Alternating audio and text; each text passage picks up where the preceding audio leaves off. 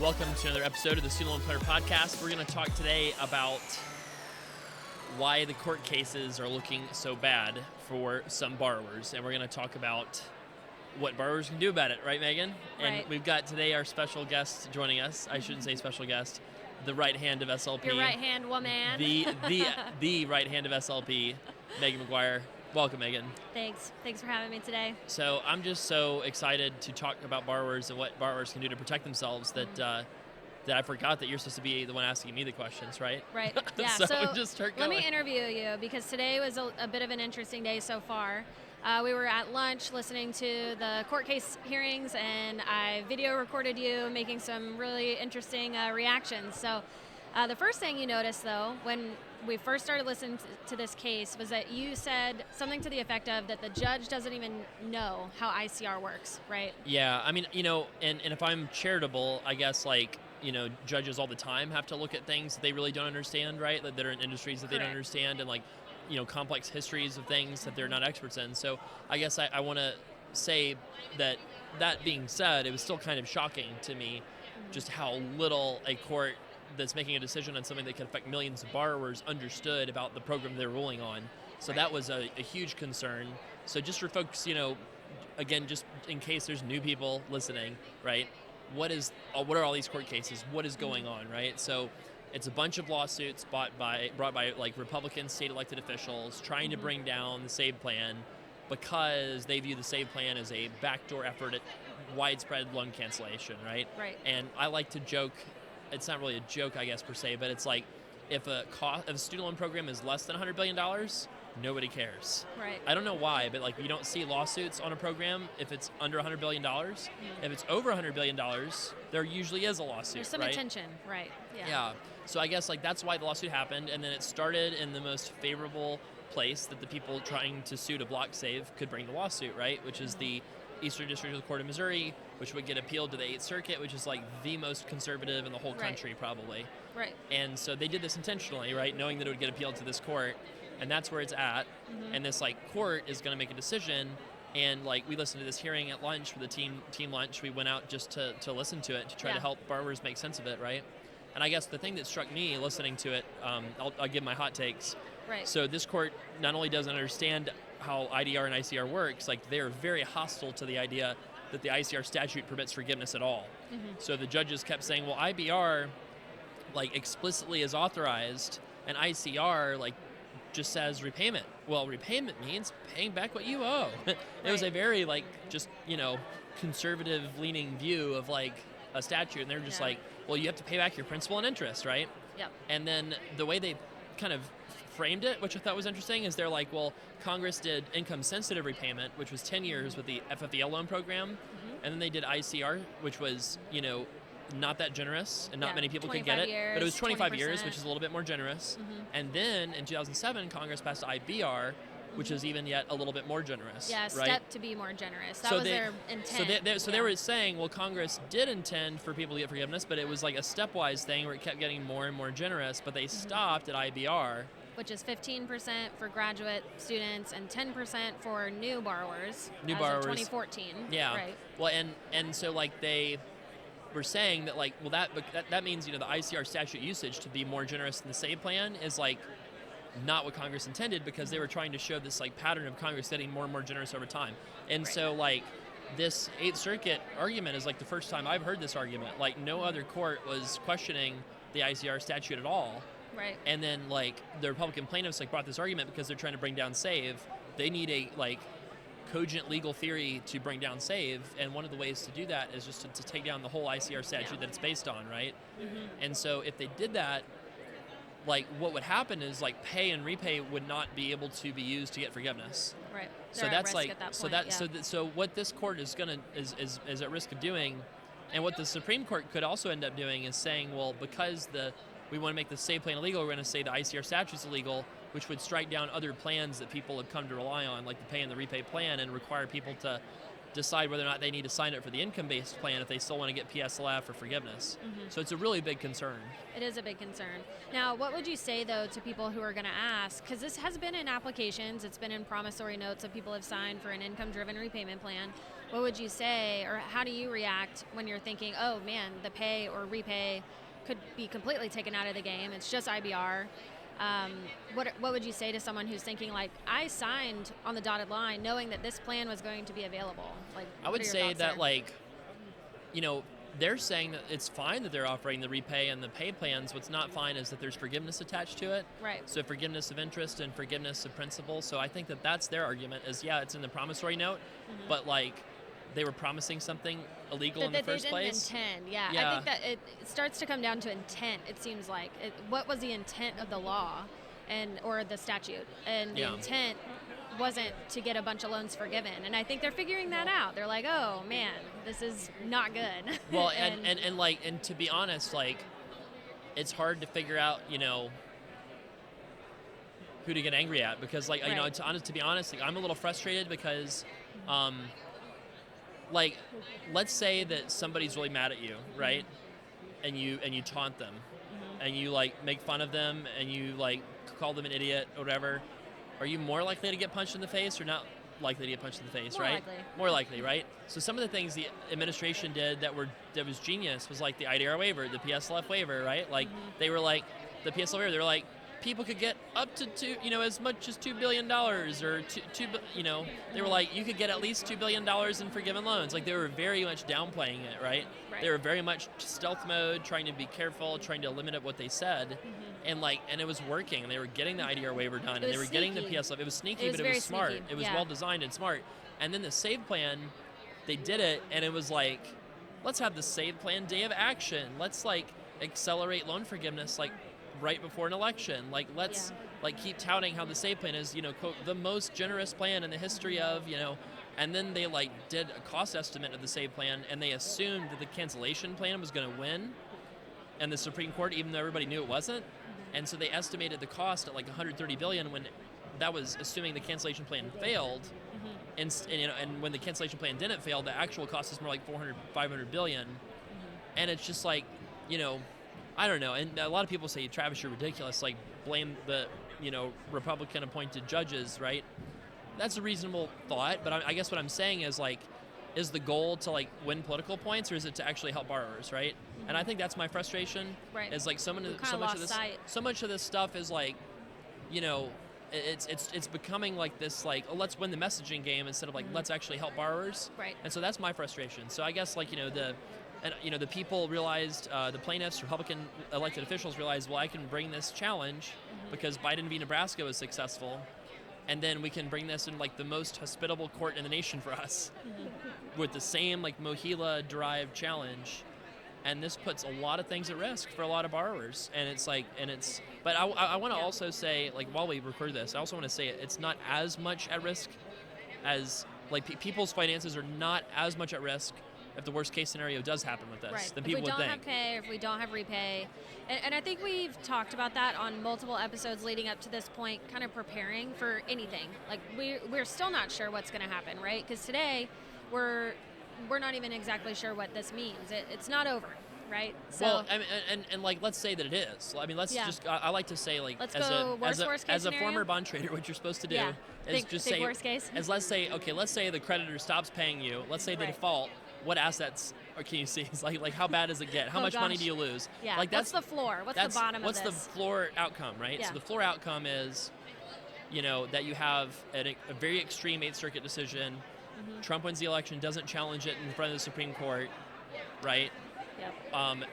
Or that Kamala wins and you have appeal to the Supreme Court that makes the same decision, right, as the 8th Circuit. So pay is gone, repay doesn't come back, save is gone. Right, so the only thing that exists is IBR. If that were the case, anybody with a partial financial hardship, which means that your required IBR payment is lower than the standard 10-year, would still qualify to sign up. Right. And you could still get PSLF. You could just sign up for that IBR plan, pay your 10 years for PSLF, and then you'd be done. And then if you wanted to get forgiveness over a longer period of time because you're in the private sector, then if you took out a new your first loan as of 2014, which, what's funny is like I'm kind of old now. Like when I started SLP, I felt young, but I'm kind of old now. So it's like actually most of our clients, at least half, They're newer are new borrowers Yes. as of So I as do of think that's 2014. important to remember. Yeah. That IBR, I think for a lot of borrowers that you used to work with at the very beginning, 2017, 2018, like old IBR was the plan at the time compared to pay or repay, because that's the age demographic of who you were working with at the time.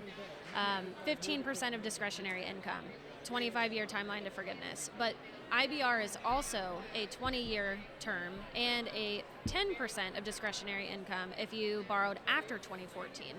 And so, like That's you're the saying, pay plan. That's yes, the pay plan. it's exactly the That's pay plan. literally the pay plan. So a lot of people are actually eligible for that. Even my double consolidation people who borrowed loans recently. Well, and funny enough, like the double consolidation is part of the rule, the SAVE plan so rule. if they throw out this And whole so, rule, yeah. then double consolidation doesn't have that July 2025 timeline anymore. Which is the only so, good thing. But yes, it's like so Parent Plus folks, I've well, got and there's family size changes. Like your Yeah. family size for married filing separately might be the same as what your family size is, and people could double count it too. Right. Like, so if they there's bring back the family size, because that was another thing that they did to kind of quickly recap that. It used to be the family size calculation. It would reduce the adjusted gross, not adjusted gross income, discretionary income that you were working off of when you were calculating your payment.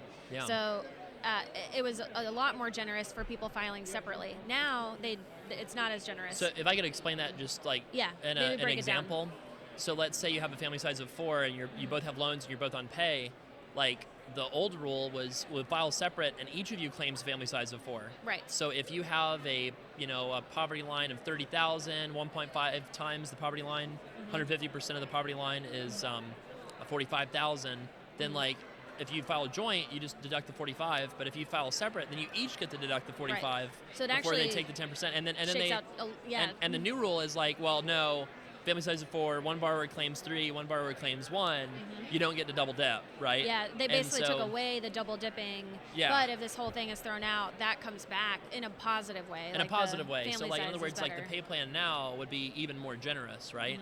So if the pay plan is even more generous, like via the new IBR plan, and in a bizarre kind of way, like some borrowers actually might save a couple $1,000s a year. Certain situations, Right. this can work out well. So I don't Yeah. want everyone thinking that this is like the worst news ever and that you need to go stress about this right now. Well, yeah. I think there is some of that, but I think also you might still be better off than you think. I think you just may not have even been looking at the IBR plan previously because we didn't have to. We had the pay plan. Well, yeah. So, And one thing I'm thinking about is the people that are in the SAVE plan forbearance.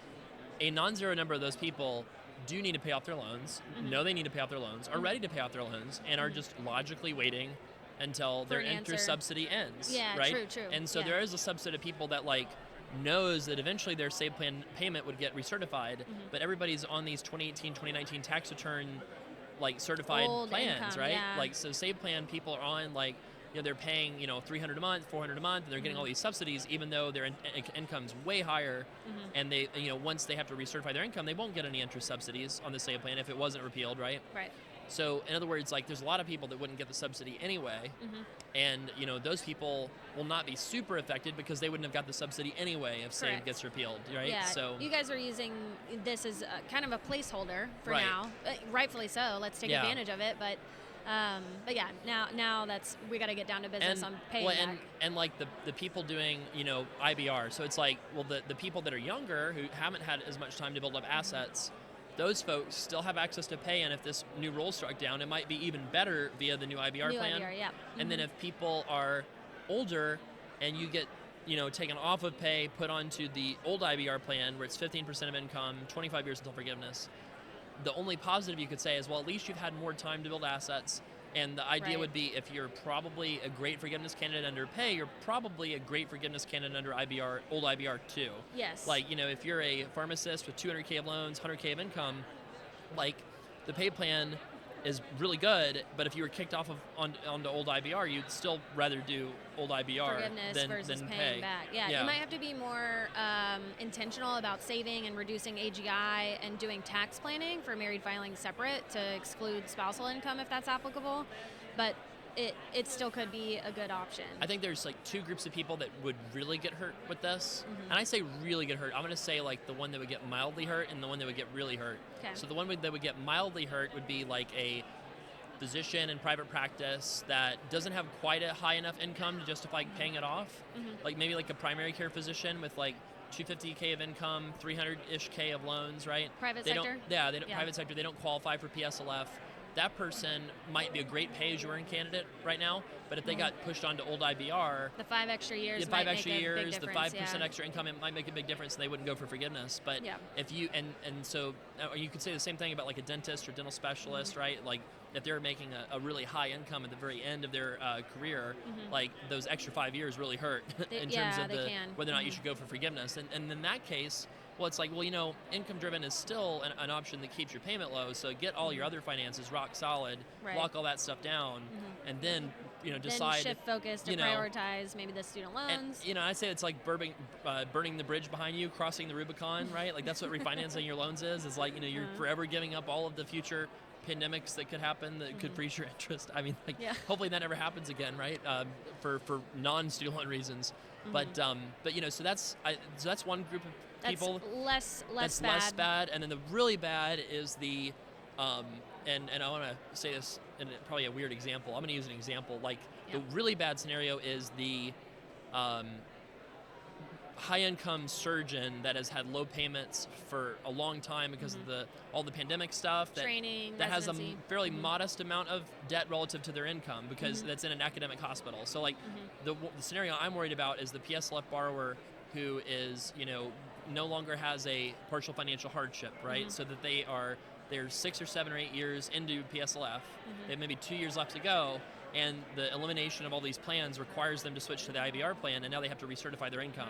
And when they go to do that, they have a 400K income, a 250K loan debt, and they make too much to actually have the partial financial hardship to get on to the PSLF plan in the first place. Right. So like now they have 2 years left to go. Under the old regime, they could have like gotten capped payments or something like that, right? If they'd been not switched off of the pay plan or IBR plan onto save, or they could have temporarily paid $3,500 a month for 2 years, and gotten PSLF on the rest. But those folks, if this worst case scenario happened, could be completely cut off from PSLF.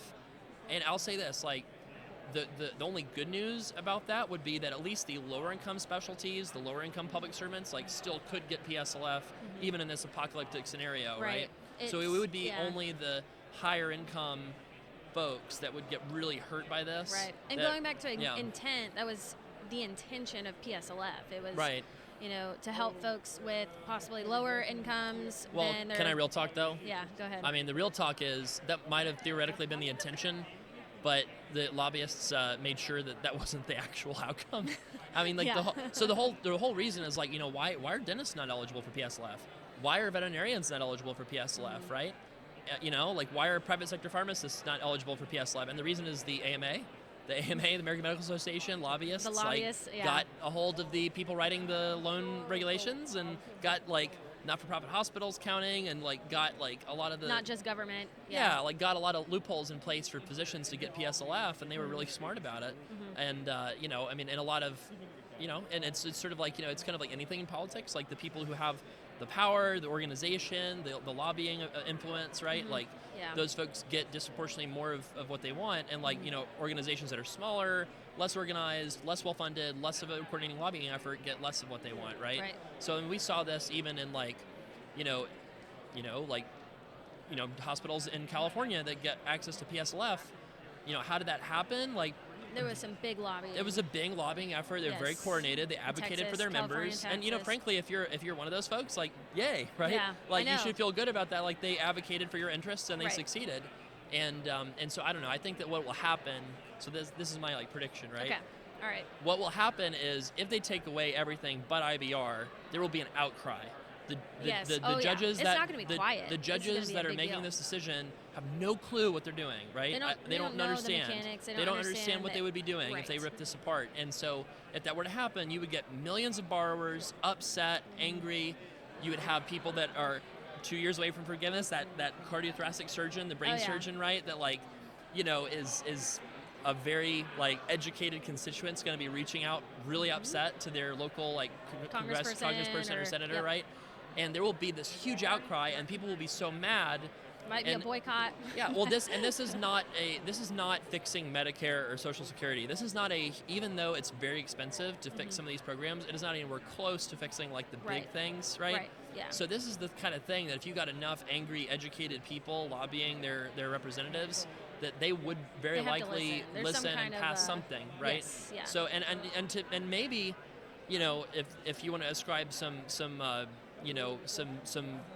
positive motives to somebody challenging this, it would be that that's what they want. They want Congress to say what they want, Now, Democrats would say, well, Congress did say what they want. Right. And that's what the fight's about. But, I think that would be, what I think would happen is if you have a massive battle, or if you have a massive outcry, if they would stop something, repeal something, you would see a lot of momentum behind getting new legislation in place that would make it possible for some people to access some version of the repay plan or the save plan, or make IBR have no payment cap, for example. They could revise that to make it possible for people to get loan forgiveness. Right. So to kind of help with those particular pain points. Right. And you said too, you thought that there might be something where yes, we maybe we're boiled down to just IBR, but you think there could still be a chance that it's positioned more, or it turns more into something like repay, like you're just saying, like no payment cap, maybe a lower payment.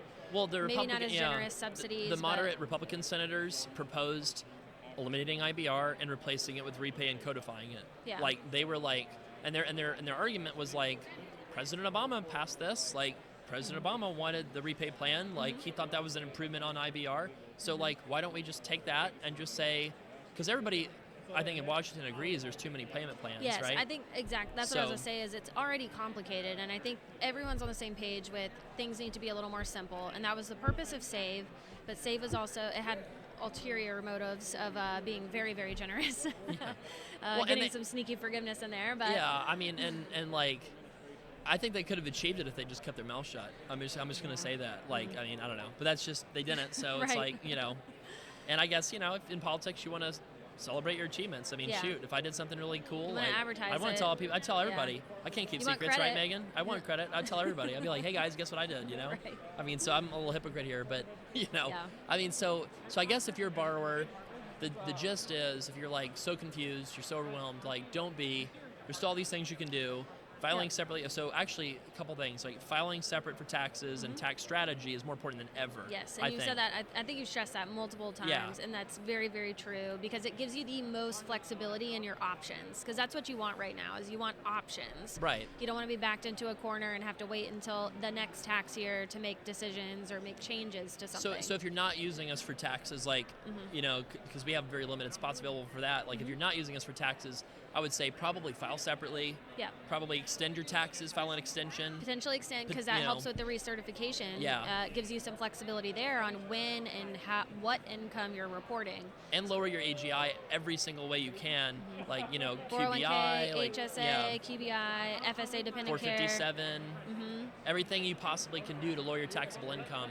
Because, solo K or whatever, just because that will give you the greatest chance to have a partial financial hardship to get onto the plan if you need to. Community property states too. If your spouse has plans to contribute to, that's another avenue, because half the income is going to be split between you two anyways. Yeah. But there's a lot more strategy with community property states, because we could either use the tax return income that's split in half for the household income, or we could use alternative documentation of income. There's a lot of different things we could do with you guys. and please don't do anything illegal. I keep seeing all these. Well, I keep seeing all these kind of I would call them TikTok type of tips. Yeah. And hot takes, but which illegal some are okay, takes. but some illegal are really hot takes. So one is that you can just give them, you can just maximize your 401k with one pay stub, and then show a $0 income, and then you can have your payments be $0 a month for the whole year, even if you're making $300,000 a year.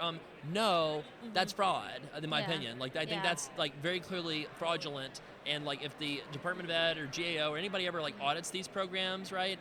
Anybody that's doing the most aggressive stuff could get in trouble. Could get, because it says under penalty of perjury, and so there's some very And that's different than like if you lost your job and you It's very apply to different. recertify, Yeah, that's because totally that's like fine. rightfully so. You're out of income, or you're between and we're jobs. okay with like Yeah. saying some aggressive strategies, of course. Like we're Oh, like, yeah. you know, if we you, like to push the we limits, like, yeah, but and like legally. based off of what the rules say, you know. So it's like Yeah, if we're you rule followers, if you're for sure. in between jobs, like if you quit one job and you're going to start another in a month, well, you haven't started it yet. Is it true Yeah. that your taxable income Answer is zero like at the an moment? attorney, Yes, like it's yes true. or no. Right. Do you have income? But like, no. but I just think that, you know, what's going to happen is when these cases get decided, people are going to be more like, there's going to be a lot more people coming out of the woodwork, right? Like, Right. And then, you know, depending on And what, you might yeah. feel like it's your, you know, it might like feel good to feel like you could maybe cheat the system a little bit because you feel cheated, right? Yeah. Behaviorally, you might feel that way, but we got to stay above board. Well, and we can do PSLF buyback, right? Like, so all the people let's that are talk stuck. about that a little bit, Okay, yeah. because PSLF buyback I think is still a crucial part in this situation, because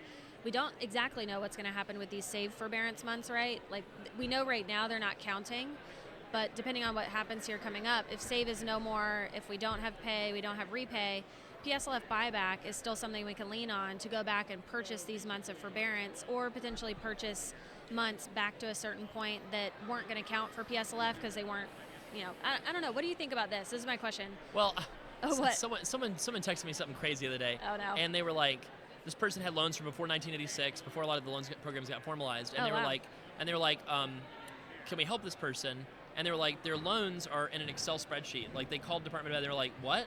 And like they're like, loans are in an Excel spreadsheet. And he's like, well, they're in default. This person can't afford it. Like, can we just? This was a Department of Ed official asking like the person who maintained the file. They're like, can we just delete the row in the spreadsheet, the Microsoft Excel spreadsheet? Can we just like press delete and just have it go away? And they're like, I don't see why not. And they just deleted it. What? Okay, so tell me that that's like awful that you run a program like that. I mean, it's great for the borrower, right? But it's like Oh, yeah.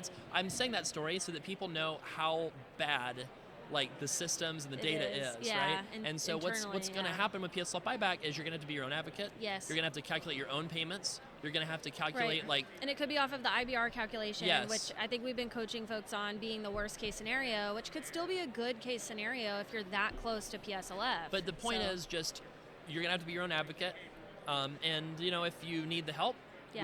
we can help, and you can Yeah. get the help through the podcast. You can get the help through through the SLP business or the SLP wealth business, and Yep. you know there's a lot of different ways that you can get help, Right. including free or paid. So Yeah, we do one-on-one consultations to help you navigate this on a personal level, but also I think we're giving you a lot of ammo to be your own advocate, like you're saying, and just know what your options are, so you at least know what direction to walk in. Yeah. Once we have an idea of where the wind is blowing after this whole situation settles. So we'll say two things before we close. One is if you need a plan, studentloanplanner.com/book, or reach out to your advisor if you're a wealth client. And then if you are just wanting to ask a question, go to studentloanplanner.com/voicemail, and we'll feature some listener questions in an upcoming pod. This is Travis and Megan with the Student Loan Planner Podcast. Have a great rest of your week. Thanks.